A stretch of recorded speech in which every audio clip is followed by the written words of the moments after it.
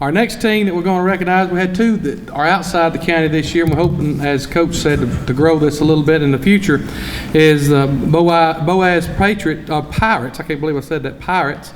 Head coach Eric Whaley and players Luke Strong and Tristan May. Won't y'all come on up? I want to say one thing about Coach Whaley. You know, Coach has had a struggle with his health, and we're so thankful. And I have prayed for him, and I know a lot of folks that has prayed for Coach. And Coach, we are glad that you are doing good, and we're thankful for you to be here today. And I know that you've had a struggle, but we've been there with you, and we've been praying for you. Let's give him a big round of applause.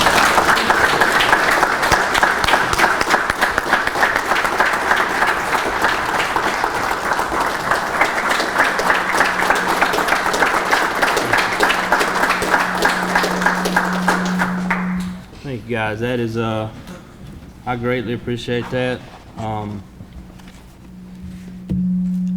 Talk second. Something has zero to do with football, but it's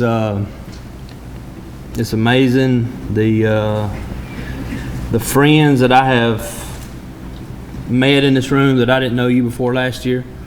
The thoughts, the prayers that have came through, you know, not only our field house, but our school, our community, your schools, your field house, your locker rooms. You know, I pretty much, if you're not familiar with it, again, it's not about me, so I'll be real brief with it. I was diagnosed with cancer July 13th of last year, and was declared in remission June 12th of this year, so just short of a month. Somehow we found a way to beat it. So you know, and that's by far the biggest struggle and battle, you know, that I've ever been through. And you know, it's a special game. You know, and I tell, you know, we dress about 80 players. You know, we're middle of the road 5A as far as numbers. Every single team that we played last year at some point did something for me, and they didn't have to do that. You know, whether it was, you know, a monetary donation or, you know, gift cards to restaurants or whatever, they did something. And you know, you talk about just breaking down. You know, we're supposed to be old tough football coaches, but you know, I've broke down in the last year a whole lot more than I have in my life, and not ashamed of it one bit. You know, cancer affects everybody. I promise you, everybody in this room, you can think somehow, somebody you've been affected by it, whether it be family member, friend. You know, it's a sad thing that, you know, about 100% of people now, it's going to affect you in some way. I just want to say thank you. I mean, I can't thank y'all enough. I mean, you don't understand the text and the emails and the calls and the, hey coach, I'm praying for you. Hey coach, my church is praying for you. You know,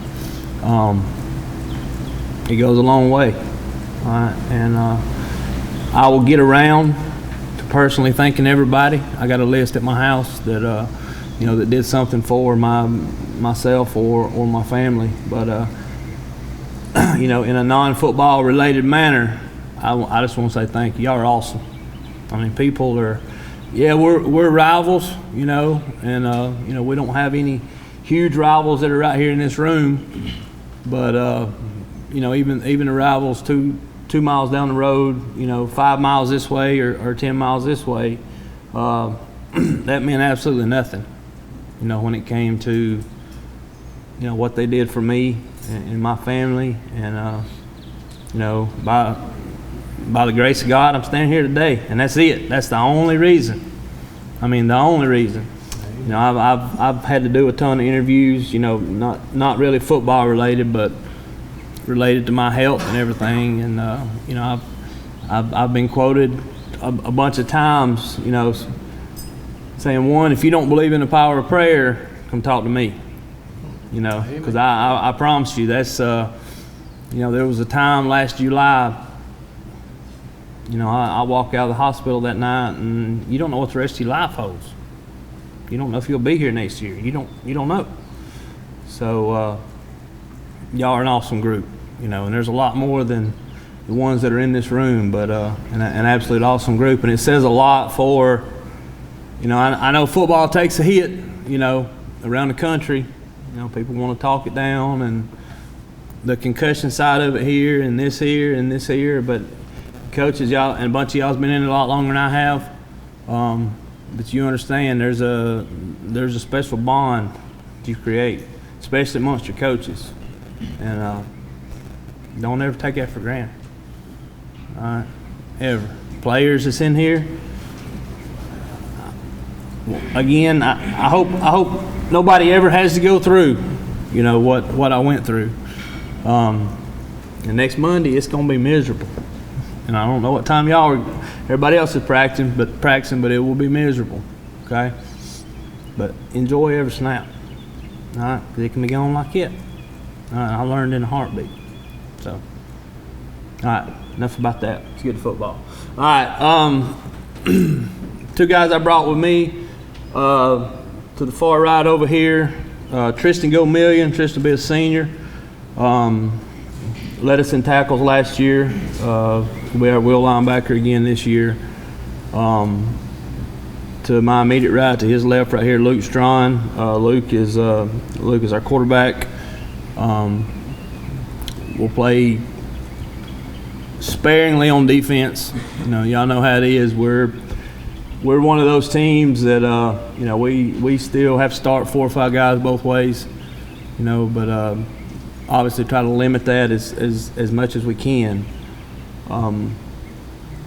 Schedule-wise, I think Pennington's here. We open with Pennington. I know Coach Cassie's done a great job since coming in. Actually, we played them last year, and I met him for the first time about 30 minutes ago. So, I was kind of down and out last year, wasn't able to do a whole lot. My assistant coaches took over and just kind of ran the ship for me and did an outstanding job. But some of you's not familiar, since we're the only one from Marshall County. Mm-hmm. We're the only school from Marshall County here, so we jump in the fire right out of the gate. Teams that traditionally make good runs in the playoffs.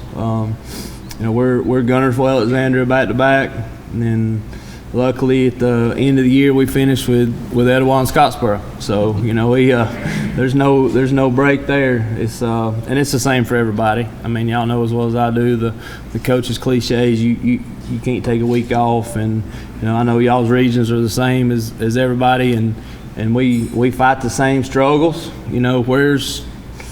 Where's Johnny at workout?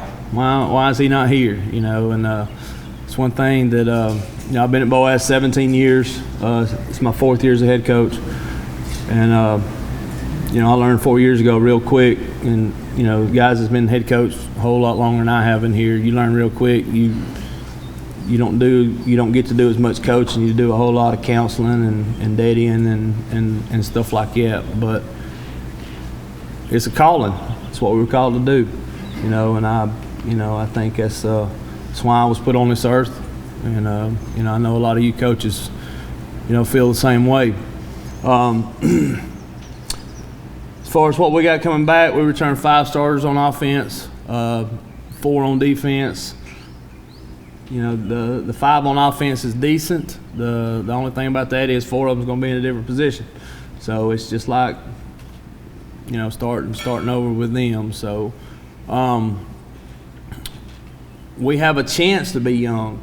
Our younger group, our freshman sophomore class has some great athletes in it. Obviously they're not ready right now, and I hope we don't need them early. But at the same time, these are 2 of my seniors out of the 23 that I have, which is about normal for us. We average about 20 to 24 seniors a year. And I think any coach will tell you that this group that I have right here is probably the best group that I've ever had in the weight room, in the locker room, in the team room, in the training room. And y'all know as well as I do, that goes a long way. Because, I'm one of those, I truly feel games can be lost in the locker room. I mean, you have division among everything. And this group that I have is, I love them to death. And I know every head coach in here, says that same thing at some point, and you don't just say it, you mean it. I mean, they're our sons. We spend a whole lot more time with them than we do our own families. It's like I'm starting over.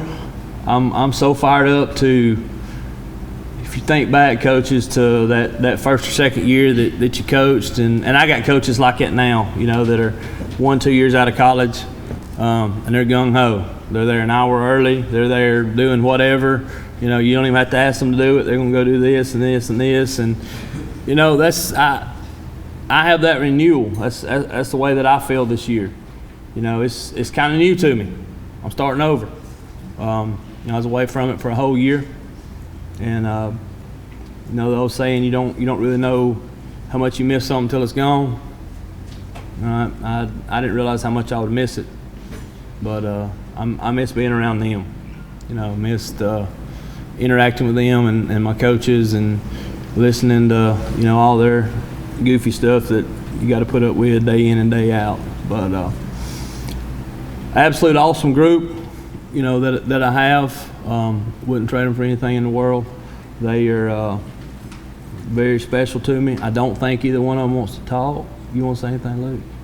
Okay, neither one of them want to talk. So they, as long as he talks loud enough on Friday night, so we're not jumping off sides or anything. I guess we're okay. So, questions? Any questions? Anybody got any questions? Yes, sir. Do you think you'll coach any differently now? I've thought about that, and it looks kind of funny right now because I have to tell my players, and we always have a mandatory parent meeting at Boaz where we do stuff to get all coaches. Y'all know that big old thick packet of paperwork the HSA makes you turn in. We just have a parent night and do that and everything. But as far as coaching differently, like I said, I feel like I'm starting over. I mean, it's it's like a first, second year. That fire's back again. I enjoy it. I've always enjoyed it. But at the same time, I told him I probably look like I'm the laziest head coach in Alabama because I'm about 2 months out of chemo. I've been off of chemo for about 2 months, and I was told, it takes anywhere 6 months to a year to get all of that out of your system, and you just start feeling like yourself again, and all that. And they still tell you, I'll get it. I'll coach them up for about 10 minutes, then I got to sit down somewhere.